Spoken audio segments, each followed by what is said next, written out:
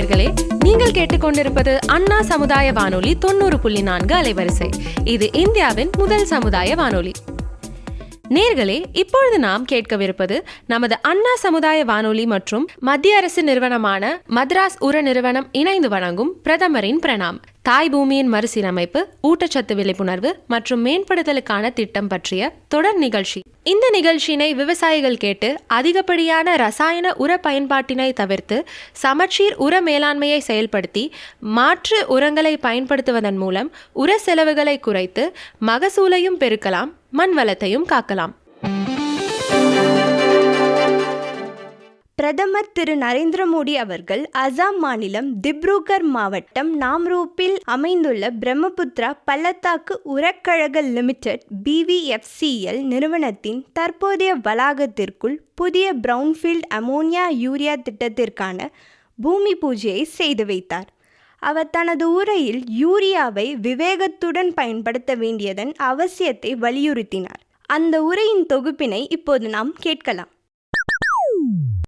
लेकिन मैं किसान भाई बहनों को भी कहूंगा कि आपको भी मेरी मदद करनी होगी, और वो मेरी मदद है इतना ही नहीं, मेरे किसान भाई बहन आपकी भी मदद है, और वो है ये धरती माता को बचाना. हम धरती माता को अगर नहीं बचाएंगे तो यूरिया की कितने ही थैले डाल दे, ये धरती मां हमें कुछ नहीं देगी. और इसलिए जैसे शरीर में बीमारी हो जाए तो दवाई भी हिसाब से लेनी पड़ती है. 2 गोली की जरूरत है, 4 गोली खा लें तो शरीर को फायदा नहीं, नुकसान हो जाता है. वैसा ही ये धरती मां को भी अगर हम जरूरत से ज्यादा, पड़ोस वाला ज्यादा बोरी डालता है इसलिए मैं भी बोरी डाल दूं, इस प्रकार से अगर करते रहेंगे तो ये धरती मां हमसे रूठ जाएगी. यूरिया खिला खिला करके हमें धरती माता को मारने का कोई हक नहीं है. ये हमारी मां है, हमें उस मां को भी बचाना है. நேயர்களே, இந்நிகழ்ச்சியின் 2ஆம் பருவத்தின் 15ஆம் பாகமாக இன்று சமச்சீர் உர உபயோகத்தின் முக்கியத்துவம், சமச்சீர் உரமிடுதலில் இயற்கை உரத்தின் பங்கு மற்றும் வேளாண்மையில் சீரான ரசாயன உர உபயோகத்தின் அவசியம் பற்றி விளக்கவிருக்கிறார் தமிழ்நாடு வேளாண்மை பல்கலைக்கழகத்தின் கீழ் இயங்கும் திருச்சிராப்பள்ளி மாவட்டம் சிறுகமணி வேளாண் அறிவியல் மையத்தின் விதை அறிவியல் மற்றும் நுட்பவியல் துறை பேராசிரியர் முனைவர் திருமதி என் புனிதவதி அவர்கள். உடன் உரையாடுபவர் மத்திய அரசு நிறுவனமான மദ്രാஸ் உர நிறுவனத்தின் உர விநியோகத்துறை முதன்மை மேலாளர் திரு P. குமரேசன் அவர்கள். வாங்க நிகழ்ச்சியை கேட்கலாம். வணக்கம் மேடம். வணக்கம் சார். நம்ம அண்ணா சமுதாய வானொலி நேயர்களுக்கு உங்களை பற்றி கொஞ்சம் அறிமுகப்படுத்திக்கிங்களேன். ஓகே சார், அனைவருக்கும் மாலை வணக்கம். என்னுடைய பெயர் டாக்டர் நா புனிதவதி. நான் திட்ட ஒருங்கிணைப்பாளர் வேளாண்மை அறிவியல் நிலையம் தமிழ்நாடு வேளாண்மை பல்கலைக்கழகம் சார். சிறுகமணியில் இயங்கிட்டு வருதுங்க சார். எங்களோட வேளாண்மை நிலையம் திருச்சி மாவட்டம் சார். ஓகே, நன்றிங்க மேடம். இப்போ நம்ம விவசாயிகளுக்கு உர மேலாண்மையை பற்றி நம்ம விளக்கமாக சொல்லணுங்க மேடம். அதில் முக்கியமாக சமச்சீர் உர மேலாண்மை அப்படின்னா என்ன, அதை பற்றி கொஞ்சம் விளக்கமாக சொல்லுங்களேன் மேடம். கண்டிப்பாக சார். சமச்சீர் உர மேலாண்மை அப்படிங்கிறது சார், கண்டிப்பாக உரத்தை சமச்சீராக பயன்படுத்தணும். அதுக்கு என்ன பண்ணலான்னா, விவசாயிகள் கண்டிப்பாக எப்படி நம்ம உடம்பு நிலை சரியில்லைன்னா இப்போ சுகர் டெஸ்ட் பண்ணிக்கிறோம், ப்ரெஷர் பார்த்துக்கிறோம். அது மாதிரி வயலில் மண் மிக முக்கியமான இடுபொருள் கிடையாது. அதுதான் நம்மளோட அடிப்படை தேவை. ஸோ அந்த மண்ணில் என்னென்ன சத்துக்கள் இருக்குது, எவ்வளோ தலைச்சத்து இருக்குது, மணிச்சத்து இருக்குது, அதை சாம்பல் சத்து, பேரூட்ட சத்துக்கள் என்னென்ன இருக்குது அப்படிங்கிறது விவசாயி அவங்கவுங்க வயலை பற்றி கண்டிப்பாக அவங்களுக்கு தெரிஞ்சிருக்கணும். இதுக்கு விவசாயிகள் மண் மாதிரி எடுக்கணும் சார். சரிங்க, அது மண் மாதிரி எடுக்கணும்னு சொன்னீங்க. இந்த மண் மாதிரி எடுக்கும்போது கவனிக்க வேண்டிய முக்கியமான அறிவுரைகள் என்ன, அதை பற்றி கொஞ்சம் விளக்கமாக சொல்லுங்க. கண்டிப்பாக சார். மண் மாதிரி எப்படி எடுக்கணுங்கிறது ஒவ்வொரு விவசாயியும் தெரிஞ்சிருக்கணும் சார். இப்போ வந்து நம்ம வயலில் எந்த விதமான பயிர் பண்ணாமல் இருப்போம் பார்த்தீங்களா, எல்லாமே 3 பருவத்துலேயும் பண்ணிவிட்டு இப்போ அறுவடையெல்லாம் பண்ணிவிட்டு இப்போ வந்து மே மாதத்தில் ஏப்ரல் மேலெலாம் வந்து அந்த சித்திரை பட்டத்தில் கொஞ்சம் பயிர் செய்யாமல் இருப்பாங்க. அப்போ அந்த நம்ம நிலத்தில் ஒரு ஏக்கர் ஒரு வயல் வச்சுருக்கோன்னு வச்சுங்களேன், ஒரு விவசாயி ஒரு 4-5 வயல் வச்சுருக்காரு அப்படின்னா ஒவ்வொரு வயலுக்கும் ஒரு நம்பர் அவரே கொடுத்துக்கலாம். 1ஆம் நம்பர் வயல், 2ஆம் நம்பர், 3ஆம் நம்பர், இல்லை தெற்க வடக்க மேற்க கிழக்குன்னு அவருக்கு தகுந்த மாதிரி எடுக்கணும். அப்போ வந்து அவர் நம்பர் போட்டுக்கலாம். ஸோ இந்த மாதிரி நம்பர் போட்டதுக்கப்புறம் அவர் வந்து அந்த வயலில் வந்து அதாவது எரு கொட்டியிருப்போம் இல்லைங்க சார், எருக்குழியோ இல்லை வந்து பாசன வாய்க்கால்லையோ இல்லை வரப்பு ஓரத்துலேயோ வந்து அவர் மண்ணை எடுக்கக்கூடாதுங்க சார். நடுவில் ஒரு வயல் இருக்குன்னா ஒரு 5-6 இடத்துல வந்து மண்ணை எடுக்கணும். மண்ணை எடுக்கும்போது அவர் மண்வெட்டியை வந்து பி வடிவத்தில் வெட்டணும். பி வடிவத்தில் வெட்டி அந்த அடியில் இருக்கிற மண்ணை வந்து அவர் வந்து சேகரிச்சுக்கிட்டணும். ஸோ பாலித்தீன் கவர் வச்சுட்டு இந்த மாதிரி ஒரு 5-6 இடத்துல பி வடிவத்தில் வெட்டி அந்த உள்ளே இருக்கிற மண்ணை மட்டும் எடுத்துட்டு மேலேருந்து அவர் சுரண்டி எடுத்து அப்படியே மண்ணோட கொண்டு வரணும். ஸோ அந்த ஒரு 5-6 இடத்துல எடுக்கும்போது ஒரு 2-3 கிலோ ஆகுதுன்னு வச்சுங்களேன். இந்த 3 கிலோ வந்து 4 பாகமாக பிரிச்சுக்கணும் சார். 4 பாகமாக பிரிச்சுக்கிட்டு எதிர்த்தேத்தில் இருக்கிற அந்த பாகத்தை மண்ணை வந்து நம்ம நீக்கிடணும். மீதி இருக்கிறத 4 பாகமாக பிரிக்கணும். இப்படி வந்து எதுக்காகனா நம்ம இப்போ ஒரு 3 கிலோ எடுத்திருப்போம், அதை வந்து 1/2 கிலோ குறைக்கணும். அந்த கால் பங்கீட்டு முறைன்னு சொல்லுவாங்க சார். இந்த மாதிரி பங்கீட்டு முறையில் பண்ணிவிட்டு 1/2 கிலோ வந்ததுக்கப்புறம் நிழலை நல்லா உணர்த்திட்டு கட்டி இல்லாமல் நல்லா கட்டியெல்லாம் உடச்சி விட்டுட்டு இந்த மண் மாதிரியை வந்து நம்மளோட வேளாண்மை அறிவியல் நிலையத்தில் இங்கே வரக்கூடிய மண் பரிசோதனை நிலையத்திலேயோ இல்லை தமிழ்நாடு வேளாண்மை பல்கலைக்கழகத்துக்கு கீழே இயங்கக்கூடிய ஆராய்ச்சி நிலையங்களோ இல்லை கல்லூரிகளிலோ எங்களோட மண் பரிசோதனை நிலையம் இருக்குது. ஸோ அங்கே கொடுத்து வந்து நம்மளோட மண் பரிசோதனை முடிவு எடுத்துக்கலாம். அப்படி இல்லாத பட்சத்தில் வேளாண்மை துறையின் கீழே கூட மண் பரிசோதனை பண்ணி கொடுக்கலாம். அதோட நடமாடும் மண் பரிசோதனை ஊர்தியை கூட இருக்குது. அவங்கவுங்க வில்லேஜ் கிராமத்தில் கூட வந்து மண் மாதிரி கலெக்ட் பண்ணிட்டு போவாங்க. ஃபஸ்ட்டு வந்து சமச்சீர் உர மேலாண்மையில் வந்து அவர் ஃபஸ்ட்டு பார்க்க வேண்டியது அவரோட மண்ணில் என்னென்ன பேரூட்டச்சத்துக்கள் இருக்குது, எவ்வளவு இருக்குது. Okay ma'am. இந்த மண்ணில் பேரூட்டச்சத்துக்கள் மண்ணில் என்னென்ன இருக்குன்னு, அந்த பேரூட்டச்சத்துக்கள் என்னென்னங்க, அதனுடைய செயல்பாடுகள் என்ன? சார் வந்து பேரூட்டச்சத்துக்கள்ங்கிறது தலைச்சத்து, மணிச்சத்து, சாம்பல் சத்து. தலைச்சத்து வந்து யூரியா சார், யூரியா போடுறாங்க இல்லைங்களா, அது தலைச்சத்து. மணிச்சத்து வந்து டிஏபி சூப்பர் பாஸ்பேட் போடுவாங்க, அதுதான் மணிச்சத்து. சாம்பல் சத்து பார்த்தீங்கன்னா மியூரேட் ஆஃப் பொட்டாஸ் போடுறாங்களா, இது வந்து சாம்பல் சத்து. இந்த சத்துக்கள் அனைத்தும் நம்ம வந்து மண் மாதிரி முடிவுகளில் எவ்வளோ நம்ம வயலில் இருக்குங்கிறது நம்ம கண்டுபிடிச்சிக்கலாங்களா? ஆமாங்க சார். மண் மாதிரி ஆய்வு முடிவு கொடுப்பாங்க இல்லையா, அந்த முடிவில் பார்த்தீங்கன்னா ரொம்ப டீட்டெயிலாக ரிப்போர்ட் கொடுப்போம் சார். அதில் வந்து நீங்கள் வந்து உங்களோட வயலில் வந்து எவ்வளோ பேரூட்டச்சத்து, தலைச்சத்து எவ்வளோ இருக்குது, மணிச்சத்து எவ்வளோ இருக்குது, சாம்பல் சத்து எவ்வளோ இருக்குது, அந்த சத்துக்கு ஏற்ற மாதிரி என்னென்ன பயிர்களை பயிர் செய்யலாம், அந்த பயிருக்கு பரிந்துரைக்கப்பட்ட அளவு எவ்வளவு உரம் போடணும் அப்படிங்கிறத பற்றியெல்லாம் கொடுத்துருப்பாங்க. ஸோ அந்த முடிவை வச்சு நீங்கள் அது பிரகாரம் வந்து விவசாயி வந்து உரத்தை போட்டால் போதுமானது, எக்கச்சக்கமாக போடக்கூடாதுங்க சார். இல்லை, சமச்சீர் உர மேலாண்மை கடைபிடிக்காமல் அதிகமாக உர இடுவதால் வரும் பாதிப்புகள் என்ன மேடம்? கண்டிப்பாக சார். என்னென்னா இவங்க என்ன நினச்சிக்கிறாங்க சார், பக்கத்து விவசாயி வந்து ஒரு மூட்டை யூரியா, அது தலைச்சத்து கொடுக்கக்கூடிய யூரியாவை போட்டாருன்னா அடுத்த விவசாயி வந்து ஒரு 2 மூட்டையாவது போடணும் அப்படின்னு நினைக்கிறாங்க. அது ரொம்ப தப்பான கான்செப்டுங்க சார். ஏன் தலைச்சத்து அதிகமாக போடக்கூடாது, பரிந்துரைக்கப்பட்ட அளவு தான் போடணும் அப்படின்னு நான் சொல்கிறேன்னா, தலைச்சத்து அதிகமாகும் போது வந்து என்னென்னா அது செடி பார்க்கும்போது பச்சை பசேர்னு நல்லா இருக்கும், ஆனால் வந்து பூச்சி வந்துடும், நோயுமே வந்துடும். ஸோ அதனால் வந்து நெல்லுன்னு வச்சுங்களேன், நெல்லுக்கு பரிந்துரைக்கப்பட்ட ஒரு அளவு எவ்வளவோ அதை யூரியா வடிவத்தில் கொடுக்குறோம், அந்த அளவுக்கு தான் சார் போடணும். இல்லை அப்படின்னா உங்களுக்கு பூச்சி நோய் வந்ததுன்னா அதை கட்டுப்படுத்துறதுக்கு நீங்கள் மருந்து வாங்கணும், செலவு கூடிக்கிட்டே போகும் சார். விவசாயியை பொறுத்த வரைக்கும் செலவு குறைச்சி குறைவான செலவு இரட்டிப்பு லாபம், அந்த கான்செப்டில் தான் சார் பண்ணணும். இப்போ அந்த சமச்சீர் மேலாண்மைக்கு நீங்கள் வந்து மண் பரிசோதனை முக்கியம்னு சொன்னீங்க. அடுத்து வந்து உர தேவைக்கு என்ன அது பரிந்துரையில் என்ன இருக்குதோ அதே அளவுக்கு பயன்படுத்தணும்னு சொன்னீங்க. இதை வந்து ஒரு விவசாயி கடைபிடிக்கிறதுக்கு என்னென்ன செயல்முறைகள் பண்ணணும் அவர் அப்படிங்கிறத கொஞ்சம் விளக்கமாக சொல்லுங்கள். இப்போ எல்லாருமே வந்து இயற்கை விவசாயத்தை நோக்கி போயிட்டுருக்கோம். ஏன்னா வந்து நம்ம வந்து உணவு உற்பத்தியிலலாம் தன்னிறைவு அடைஞ்சிட்டோம். ஆனால் எங்கே போயிடுச்சுன்னா உடல் நலம் பேணி காக்காமல் போயிட்டோம். நமக்கு எல்லாருக்குமே சின்ன வயசுலேயே பார்த்தீங்கன்னா சுகர், பிபி எல்லா வியாதியும் வருது. ஸோ இந்த வியாதியெல்லாம் ஃபஸ்ட்டு வராமல் இருக்கணும் அப்படின்னா நம்ம கண்டிப்பாக வந்து உரத்துக்காக அதை யூரியா மானியத்தில் கொடுக்குறாங்க. மானியம் இல்லாமல் கொடுத்தாங்கன்னா உர அளவு வந்து அது எத்தனையோ கோடி போகுது. ஸோ ஃபஸ்ட்டு வந்து நம்ம வந்து முதல்ல நம்ம கடைபிடிக்க வேண்டியது என்னென்னா அந்த உர அளவை வந்து குறைக்கணும். உர அளவை குறைச்சாவே நிறைய கடன் வாங்கி யூரியாவுக்காக மத்திய அரசாங்கமும் சரி மாநில அரசாங்கமும் சரி நிதி ஒதுக்கீடு வந்து அளவுக்கு அதிகமாக பண்ண வேண்டியது இருக்குது. அதனால் வந்து கண்டிப்பாக உர தேவையை வந்து ரொம்ப ரொம்ப விவசாயிகள் வந்து குறைக்க வேண்டிய தருணம் இது.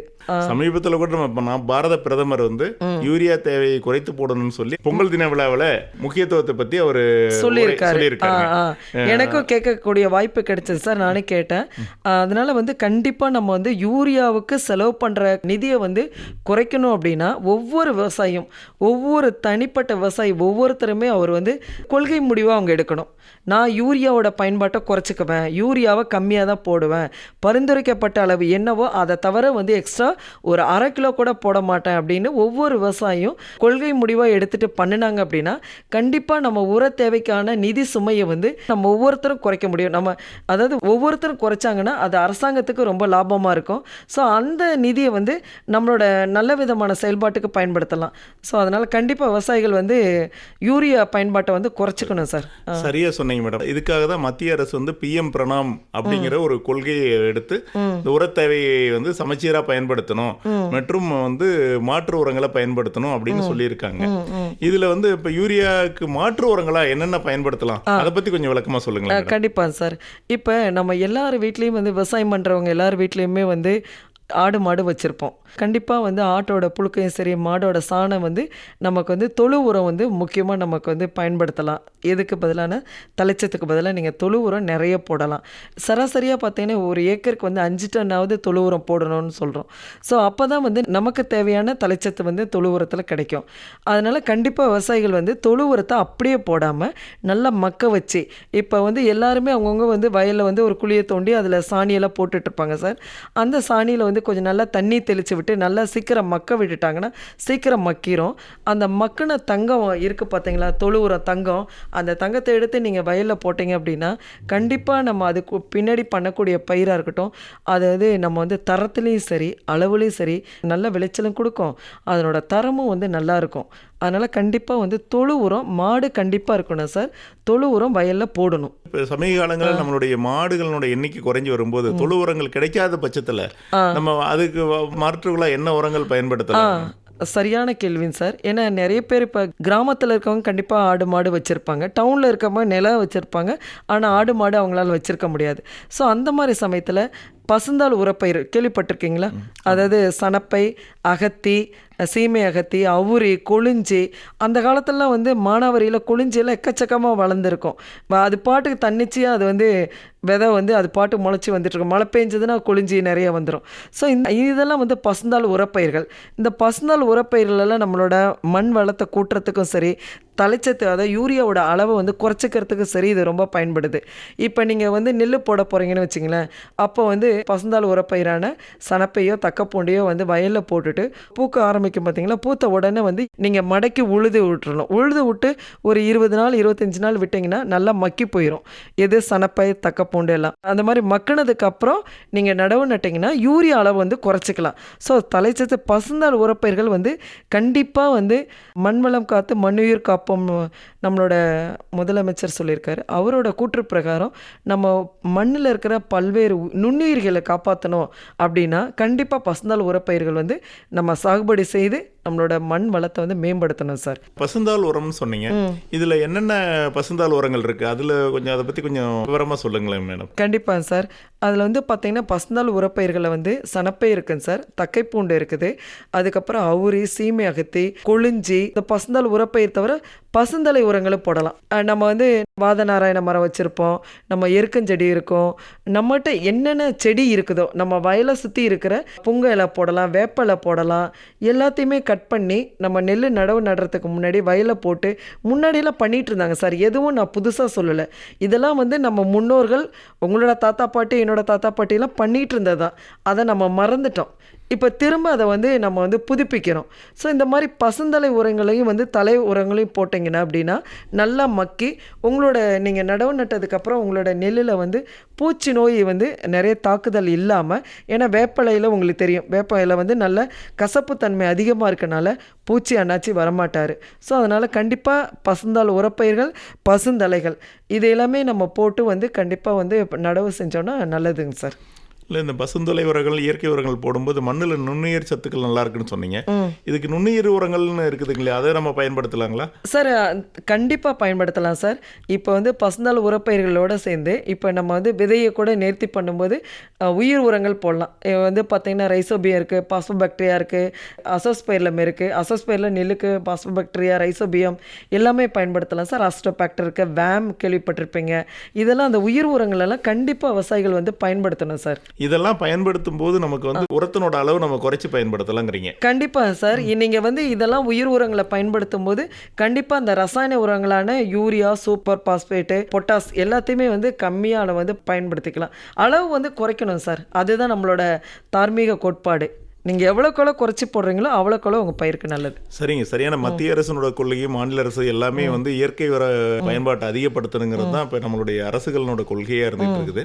அதுக்கு வந்து ரசாயன உரங்களை குறைச்சி இயற்கை உரங்களை அதிகப்படுத்தணுங்கிறது தான் நம்மளுடைய விவசாயிகளுக்கும் நல்லது கிடைக்கும், நம்மளுடைய நாட்டுக்கும் நம்மளுடைய அந்நிய செலவாணி அமௌண்ட்டை குறைக்கிறதுக்கான உதவி இருக்கு. கண்டிப்பாக இதுக்கு வந்து இப்போ நம்ம யூரியாவுக்கு மாற்று உரங்களா நம்ம வந்து தலைச்சத்து உரங்கள் சொன்னீங்க. இப்போ மணிச்சத்து உரங்களுக்கு மாற்று உரங்களா என்ன பயன்படுத்தலாங்க மேடம்? சார், நம்ம வந்து செயற்கை உரமான பாஸ்பேட்டுக்கு பதிலாக சார் அந்த பாஸ்பேட்டை கரைச்சி குடிக்கக்கூடிய பாக்டீரியா, பாஸ்போபாக்டீரியா இருக்குது, அந்த நுண்ணுயிரி. ஸோ பாஸ்போபாக்டீரியாவை வந்து நம்ம பயன்படுத்தலாம் சார். அதை தவிர வந்து நம்ம வந்து உரக்கடையெல்லாம் இருக்குது இல்லைங்களா, உரக்கடையெல்லாம் வந்து நம்ம பாஸ்பேட் அதிகம் உள்ள இயற்கை உரங்கள் கிடைக்கிது. அதை பாஸ்பேட் ரிச் ஆர்கானிக் மெனியூர்னு சொல்லுவாங்க சார். இந்த ப்ராம்னு சொல்லுவாங்க. ஆமாம். அந்த பாஸ்பேட் ரிச் ஆர்கானிக் மெனியூரை கூட நம்ம வந்து வாங்கி விவசாயிகள் பயன்படுத்தலாம் சார். ஓகே. இப்போ இந்த பொட்டாஷுக்கு வந்து நம்ம ரசாயன உரங்களுக்கு மாற்று உரமா ஏதாவது இருக்குதுங்களா? இருக்குங்க சார்.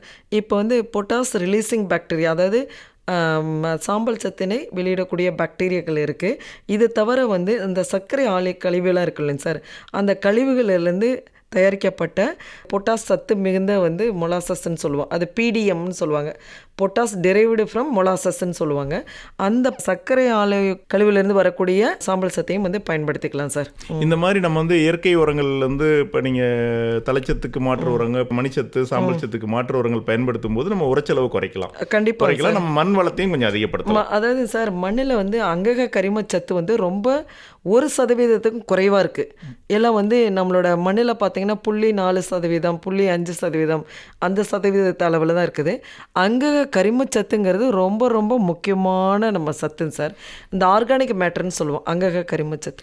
இந்த ஆர்கானிக் மேட்டர்னு சொல்கிறீங்க, இதை வந்து அதிகப்படுத்துறதுக்கான உரங்கள் என்னென்ன இருக்குங்க சார்? அதுதான் அங்கக கரிமச்சத்தை நம்ம வந்து உயர்த்தணும் அப்படின்னா 1% மேலே வரணும் நம்மளோட மண்ணில் அப்படின்னு பார்த்தீங்கன்னா அதுக்கு வந்து கண்டிப்பாக பசுந்தாள் உரப்பயிர்கள் மிக முக்கியமாக வந்து ஒவ்வொரு தடவையும் பயிர் பண்ணும்போதும் நீங்கள் பசுந்தாள் உரப்பயிரை வந்து போட்டு மடக்கி உழுது கண்டிப்பாக உங்களோட மண் வளத்தை கூட்டணும், உரத்தை குறைச்சிக்கலாம். அதுக்கப்புறம் வந்து அங்கக கரிமச்சத்தையும் வந்து நம்ம கூட்டலாம். அப்புறம் நிறைய பேர் பார்த்தீங்கன்னா நெல்லெல்லாம் அறுத்ததுக்கப்புறம் அந்த வைக்கோலெல்லாம் அப்படியே மக்க விட்டுருவாங்க, பார்த்துறீங்களா வயலில். ஸோ வந்து சராசரியாக வந்து சாதாரணமாகவே வந்து தமிழ்நாட்டில் இருக்கக்கூடிய மண்ணில் வந்து சாம்பல் சத்து அதிகமாகவே தான் இருக்குது. அதனால் வந்து நீங்கள் அந்த வைக்கோலை விட்டுட்டு அப்படியே மக்க விட்டுட்டிங்கனால அது நமக்கு வந்து சத்தை கொடுத்துரும். அந்த மாதிரி கூட பயன்படுத்தலாம் சார். எதையுமே வேஸ்ட் ஆக்காமல் நம்ம இருக்கிறதுலேருந்து எதை சத்தை நம்ம வந்து உருவாக்கி வயலுக்கு கொடுக்க முடியுமோ அந்த மாதிரி இயற்கையில் கிடைக்கிறத வச்சே நம்ம பண்ணலாம் சார். விவசாயிகள்கிட்ட கேட்கக்கூடிய தாழ்மையான வேண்டுகோள் என்னன்னு பார்த்தீங்கன்னா, உர அளவை குறைங்க. செயற்கை உரமான யூரியா, சூப்பர் பாஸ்பேட், பொட்டாஸ் இதை 3ஐயும் அளவை குறைங்க. அதுக்கு பதிலாக வந்து இயற்கை உரத்துக்கு மாறுங்க. அப்படிங்கும்போது நம்ம வந்து அரசாங்கம் கொடுக்கக்கூடிய மானியம், அவங்க லட்ச கோடி வந்து கொடுத்து மானியத்துக்கு வாங்குறாங்க. ஸோ அந்த செலவை வந்து நிதி சுமையை வந்து நம்மளால் குறைக்க முடியும்னா அது ஒவ்வொரு விவசாயி கையில் இருக்குங்க சார். சரிங்க. இப்போ நீங்கள் நிறைய இயற்கை உரங்களை பற்றி சொன்னீங்க. இது தவிர வேற என்னென்ன இயற்கை உரங்கள் இருக்குதுங்க? சார் நம்ம வந்து மண்புழு உரம் ஏன் பயன்படுத்தக்கூடாது? மண்புழு உரம் வந்து எல்லாருமே எல்லா விவசாயிகளும் அவங்கவுங்க வயலில் வந்து எல்லாரும் நம்ம வந்து ஒரு குழியை தோண்டி தான் நம்ம சாணியை கொண்டு போய் போடுறோம். நீங்கள் உங்களோட வயல்லையே மண்புழு உரம் சின்ன லெவலில் தொட்டியில் கூட தயாரிக்கலாம், இல்லை வந்து மண்புழு ஒரு படுக்கையில் தயாரிக்கலாம், இல்லை குழியில் கூட வந்து குழியை தோண்டி விட்டு அதில் எருவு மட்டும், அதாவது சாணியை மட்டும் போடணும் சார். அதோட வந்து அந்த தட்டையெல்லாம் போடுறோம் பார்த்தீங்களா, தட்டை வைக்கோல் அதெல்லாம் சேர்த்து போடக்கூடாது. இதை தனியாக சாணியை மட்டும் தனியாக கலெக்ட் பண்ணி நீங்கள் அந்த எருக்குழியில் போட்டுட்டு அதில் மண்புழுவை விட்டுட்டு டெய்லி தண்ணி விட்டுட்டு வந்தீங்கன்னா மண்புழு வந்து நல்லா எருவை சாப்பிட்டுட்டு அப்படியே பார்த்தீங்கன்னா பொலன்னு வந்து நல்லா வந்து கருப்பு தங்கமாக மாறி இருக்கும் சார் மண்புழு உரம். ஸோ அந்த மண்புழு உரத்தை வந்து கண்டிப்பாக நம்ம பயன்படுத்தணும். ஏன்னா மண்புழு தான் உழவனின் நண்பன். அந்த காலத்தில் வந்து நம்மளோட முன்னோர்கள் சொல்லியிருக்காங்க, மண்புழு இல்லாத மண்ணை பார்த்தீங்கன்னா ரொம்ப கடினத்தன்மையோடு இருக்கும், மண்புழு அதிகமாக இருக்கிற மண்ணை பார்த்தீங்கன்னா பொலன்னு இருக்கும். ஸோ அந்த பொலன்னு இருக்கிற மண் தான் சார் நமக்கு தேவை. அதனால் கண்டிப்பாக மண்புழு உரம் வந்து ஒவ்வொரு விவசாயம் தயார் பண்ணலாம். அந்த உரத்தை அவங்க வயலுக்கு அவங்களுக்கே பண்ணலாம். நீங்கள் வந்து நகரத்துலலாம் நிறைய வந்து மேலே மாடி தோட்டம்லாம் வச்சுருப்பாங்க. அவங்களாம் அந்த மண்புழு உரத்தை போட்ட உடனே நீங்கள் கேட்டு பாருங்கள், நிறைய பேர் வந்து மாடி தோட்டம்லாம் பண்ணிகிட்ருக்காங்க. அவங்களோட பூக்கள்லாம் வந்து நல்ல வாசனை மிக்கதா. இப்போ ரோஸ் எல்லாம் எடுத்துகிட்டிங்கன்னா நல்ல மனம் வீசுது, மல்லிகைப்பூ நல்ல மனம் வீசுது. மல்லிகைப்பூட அளவு வந்து பெருசாக இருக்குது. அது எதனாலனா மண்புழு உரம் போடுறதுனால. ஸோ கண்டிப்பாக மண்புழு உரம் வந்து அப்படின்னா அப்புறம் வெறுமி வாஷ்ன்னு சொல்லுவோம். அந்த மண்புழுவோட நீர், அந்த குளியல் நீர், அந்த நீருக்குமே நல்ல சத்து இருக்குது. அதில் வந்து பேரூட்டச்சத்து நுண்ணூட்டச்சத்துகள் எல்லாமே இருக்குது, வளர்ச்சி ஊக்கிகள் இருக்குது. அதனால் கண்டிப்பாக விவசாயிகள் அனைவரும் மண்புழு உரம் உற்பத்தி பண்ணி அவங்கவுங்க வயலுக்கு அவங்கவுங்க தேவைகளுக்கு வீட்டுக்கு தேவையான காய்கறி வச்சா கூட அதுக்கு மண்புழு உரம் பயன்படுத்தி பாருங்கள். வரக்கூடிய வந்து கத்திரிக்காயெல்லாம் போட்டிங்கன்னா கத்திரிக்காய் வந்து காய் தொலைப்பான்லாம் இருக்குல்ல சார், காய் தொலைப்பானெலாம் இல்லாமல் நல்லா தரமாக கிடைக்கும் சார். கண்டிப்பாக நஞ்சில்லாத உணவு சாப்பிட்ணுன்னா கண்டிப்பாக இயற்கை நாடி தான் நம்ம போய் ஆகணும். ரொம்ப சிறப்பாக சொன்னீங்க மேடம். இது தவிர வேறு இயற்கை உரங்கள் என்ன இருக்குதுங்க சார்? பார்த்தீங்கன்னா இப்போ நகரத்துலலாம் நிறைய கழிவுகள்லாம் இருக்குது. அந்த கழிவுகளெல்லாம் வந்து கம்போஸ்ட்டு நம்ம வந்து எருவாக மாற்றுறாங்க. ஸோ அந்த வந்து சிட்டி கம்போஸ்ட்டுன்னு சொல்லுவாங்க சார். அதை கூட நம்ம வாங்கி பயன்படுத்தலாம். அதுக்கப்புறம் பர்மனெண்டட் ஆர்கானிக் மெனியூர்னு இருக்குது. ஸோ அதெல்லாமே இயற்கை உரங்கள். அதெல்லாம் பர்மனெண்டட்னா அதெல்லாம் வந்து நொதிக்க வச்சு நல்லா மக்க வச்சு கொடுக்குறாங்க.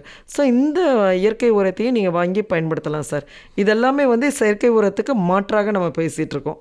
அசோலா கூட நம்ம பயன்படுத்தலாம் சார். இந்த அசோலா வந்து தலைச்சத்துக்கு மாற்றாக கூட நம்ம வந்து யூரியாவுக்கு பதிலாக தலைச்சத்துக்கு வந்து மாற்றாக வந்து அசோலாவை பயன்படுத்தலாம். அசோலா பார்த்திங்கன்னா சாதாரணமாக நெல் வயலெல்லாம் வந்து பெரணி மாதிரி மிதந்துட்டுருக்கோம். ஸோ அந்த சின்ன குட்டி இலையோடு இருக்கும் சார். இந்த அசோலா வந்து பார்த்திங்கன்னா இப்போ வந்து விவசாயிகள் வந்து ஆடு மாடுக்கு வந்து தீவனமாகவும் பயன்படுத்துகிறாங்க. அது மட்டும் இல்லாமல் ஆடு மாட்டுக்கு மட்டும் பயன்படுறது கிடையாது, நம்ம மனுஷாளுக்கும் வந்து இப்போ அசோலா வடை, அசோலாவிலேருந்து சூப்பு, அந்த மாதிரிலாம் வந்து மதிப்பு கூட்டப்பட்ட பொருளாக வந்து அசோலா வந்து பயன்படுத்துகிறாங்க. அதில் வந்து நிறைய சத்துக்கள், நம்ம மனித உடலுக்கு தேவையான சத்துக்கள் இருக்குது. ஆடு மாடு வந்து சாப்பிடும்போது அசோலாவை சாப்பிடும்போது மாடெல்லாம் வந்து பால் கறக்கிற மாடெல்லாம் வந்து நல்லா பால் கறக்கும் தன்மை வந்து அளவு கூட்டி கொடுக்குது. அது மட்டும் இல்லாமல் அது வந்து தீவன செலவையும் குறைச்சிக்கலாம் சார். இந்த மாதிரி வந்து சோளத்தட்டையோ இல்லை வைக்கோலோ வந்து நிறைய வந்து இது பண்ணாமல் இந்த மாதிரி வந்து இலைத்தலையோட இந்த அசோலாவையும் வந்து தீவனமாக பயன்படுத்திக்கலாம் சார். கண்டிப்பாக வந்து அசோலா வந்து விவசாயிகள் வந்து கண்டிப்பாக போடணும், அதை பயன்படுத்தணும் சார். அதுக்கப்புறம் பார்த்திங்கன்னா இப்போ வந்து கடல்லலாம் வந்து கடற்பாசி நிறைய கிடைக்குதுங்க சார். அதில் வந்து நிறைய என்ன சொல்கிறது, நிறைய வந்து ஸ்பீசிஸ் எல்லாம் இருக்குது. அதில் வந்து ப்ரௌன் கலரு, க்ரீன் கலரு, சிவப்பு கலர் அப்படிலாம் வந்து கடற்பாசிகள் நிறைய இருக்குது. இந்த கடற்பாசியில் வந்து நிறைய வந்து வளர்ச்சி ஊக்கிகள், பேரூட்டச்சத்து, நுண்ணூட்டச்சத்து எல்லாமே வந்து இருக்குது. இந்த கடற்பாசி வந்து இப்போ திட வடிவத்துலேயும் வந்து திரவ வடிவத்துலையும் இருக்குது. அதை வந்து விதைக்கு வந்து விதை நேர்த்தியும் பண்ணலாம், இலைவெளி தெளிப்பாகவும் நம்ம கொடுக்கலாம். சீவீடு எக்ஸ்ட்ராக்ட்னு சொல்லுவோம், கடற்பாசியோட எக்ஸ்ட்ராக்ட். இதை வந்து ராமேஸ்வரம் பக்கம் வந்து கடலில் வந்து ராமேஸ்வரம் கடலில் அக்கா மடம் தங்கச்சி மடம்லாம் கேள்விப்பட்டிருப்பீங்க. அந்த ஏரியாவிலலாம் வந்து நிறைய வந்து கடற்பாசிகள் இருக்குது. இந்த கடற்பாசியில் வந்து ஆராய்ச்சி பண்ணி ஆராய்ச்சியோட முடிவு என்ன சொல்லுதுன்னா, நிறைய வளர்ச்சி ஊக்கிகள், பேரூட்டச்சத்து, நுண்ணூட்டச்சத்துலாம் அதிகமாக இருக்கனால அதை வந்து நம்ம விதை நேர்த்திக்கு பயன்படுத்திக்கலாம், இலைவெளி தெளிப்பாகவும் தெளிக்கலாம். ஸோ இதனால் வரக்கூடிய நமக்கு கிடைக்கக்கூடிய விளைச்சல் அதிகமாகிறது இல்லாமல் இப்போ நெல், காய்கறி பயிர் எதுவாக இருந்தால் தரமாகவும் இருக்கும். ஸோ அதனால் வந்து கண்டிப்பாக விவசாயிகள் வந்து இந்த கடற்பாசியை வந்து பயன்படுத்தணும் சார். அதுக்கப்புறம் பார்த்திங்கன்னா நம்ம வந்து மீன் கழிவு இருக்குது.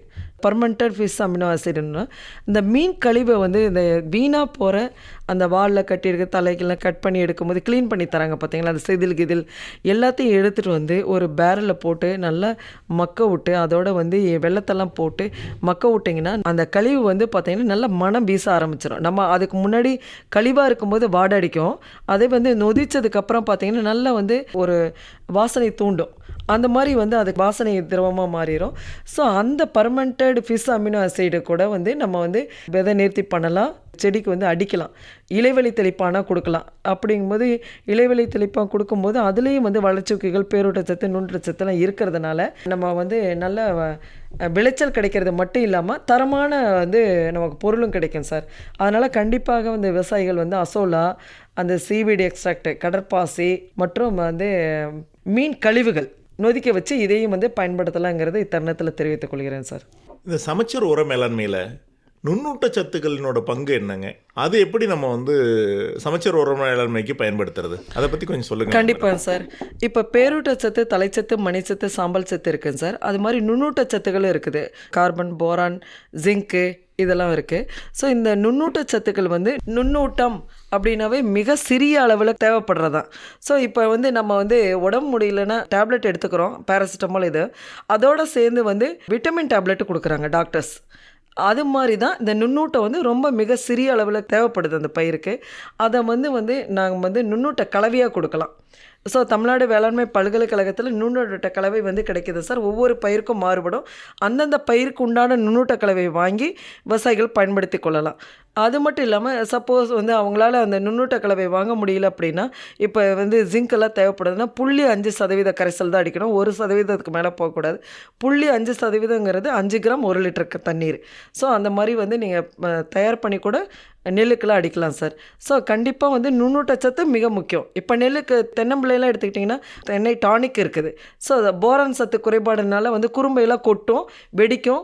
ஸோ இதுக்கு வந்து நம்ம தென்னை டானிக் வந்து பயன்படுத்தலாம். ஸோ இந்த மாதிரி ஒவ்வொரு பயிருக்கும் இப்போ கடலைக்கு வந்து பார்த்திங்கன்னா நிலக்கடலை ரிச்சு, பயிருக்கு வந்து உளுந்துக்கு வந்து பயிர் அதிசயம், மக்காசோளம் மேக்சிம். ஸோ இந்த மாதிரி சின்ன சின்ன நுண்ணூட்ட கலவைகள் இருக்குது, பயிர் வளர்ச்சி ஊக்கிகள், அதையும் வாங்கி பயன்படுத்தலாம் சார். இதெல்லாம் தமிழ்நாடு வேளாண்மை பல்கலைக்கழகமே உற்பத்தி பண்ணி தருகிறது. கண்டிப்பாக சார். தமிழ்நாடு வேளாண்மை பல்கலைக்கழகத்தின் கீழ் இயங்கக்கூடிய பயிர் வினையியல் துறையில் வந்து உற்பத்தி பண்ணி தராங்க. கண்டிப்பாக தேவைப்படும் விவசாயிகள் டிஎன்ஏ அக்ரிகார்ட் ஆன்லைனில் எப்படிங்க சார் அமேசான் இதிலலாம் வந்து வாங்குறாங்களே, அது மாதிரி டிஎன்ஏ அக்ரிகார்ட்லேயும் வந்து பொருள் இருக்குது. நீங்கள் பதிவு பண்ணி நீங்கள் பே பண்ணிட்டீங்கன்னா உங்கள் வீடு தேடி வந்துடும் சார். அப்படி இல்லைன்னா உங்களோட மாவட்டத்தின் அருகில் உள்ள வேளாண்மை பல்கலைக்கழகத்தின் கீழ் இயங்கக்கூடிய கல்லூரிகள், ஆராய்ச்சி நிலையங்கள், வேளாண்மை அறிவியல் நிலையத்தை போய் நீங்கள் அணுகுனீங்கன்னா வாங்கிக்கலாம். இப்போ இதே மாதிரி நுண்ணூட்டச்சத்துக்களை பற்றி எப்படி பயன்படுத்துறதுன்னு சொன்னீங்க. இது மண் பரிசோதனையில் இதையும் கண்டுபிடிக்கிறதுக்கான வழிமுறைகள் இருக்குதுங்களா மேடம்? இருக்குங்க சார். அது வந்து இப்போ வந்து சாதாரணமாக வந்து உங்களுக்கு பேரூட்டச்சத்து மட்டும்தான் வந்து ஃபஸ்ட்டு ப்ரியாரிட்டி. ஏன்னா அதுவே இன்னும் விவசாயிகள் பண்ண மாட்டேங்கிறாங்க. தேவைப்படும் விவசாயிகளுக்கு நுண்ணூட்டச்சத்து என்னென்ன இருக்குங்கிறதும் வந்து நம்ம வந்து மண் மாதிரி எடுத்து அதில் பரிசோதனை பண்ணி கொடுக்கலாம் சார். நன்றிங்க. மிக விரிவாக மண் பரிசோதனையின் முக்கியத்துவம் மற்றும் உரச்செலவை குறைப்பதற்கு, உர பயன்பாட்டை குறைப்பதற்கான வழிமுறைகளையும், மாற்று உரங்களான இயற்கை உரங்கள் என்னென்ன இருப்பது என்பதையும் மிக அழகாக சொல்லி நம்மளுடைய அண்ணா சமுதாய வானொலி நேயர்களுக்கு விளக்கமாக கூறினீர்கள். மிக்க நன்றி மேடம். கண்டிப்பாக சார். இந்த வாய்ப்பை எனக்கு ஏற்படுத்தி கொடுத்த மதராஸ் ஃபெர்டிலைசர் லிமிடெட் அவங்களுக்கும் அண்ணா சமுதாய வானொலி நிலையத்துக்கும் என்னுடைய நன்றியை தெரிவித்துக் கொள்கிறேன். எனக்கு அனுமதி கொடுத்ததுக்கும் தமிழ்நாடு வேளாண்மை பல்கலைக்கழகத்துக்கும் இத்தருணத்தில் என்னுடைய நன்றியை தெரிவித்துக் கொள்கிறேன். நன்றி, வணக்கம். நேயர்களே, இதுவரை நீங்கள் கேட்டது நமது அண்ணா சமுதாய வானொலி மற்றும் மத்திய அரசின் நிறுவனமான மத்ராஸ் உர நிறுவனம் இணைந்து வழங்கிய பிரதமரின் பிரணாம் திட்டத்தை பற்றிய தொடர் நிகழ்ச்சியின் 2ஆம் பருவத்தின் 15ஆம் பாகம். மீண்டும் அடுத்த நிகழ்ச்சியில் சந்திப்போம். நன்றி, வணக்கம்.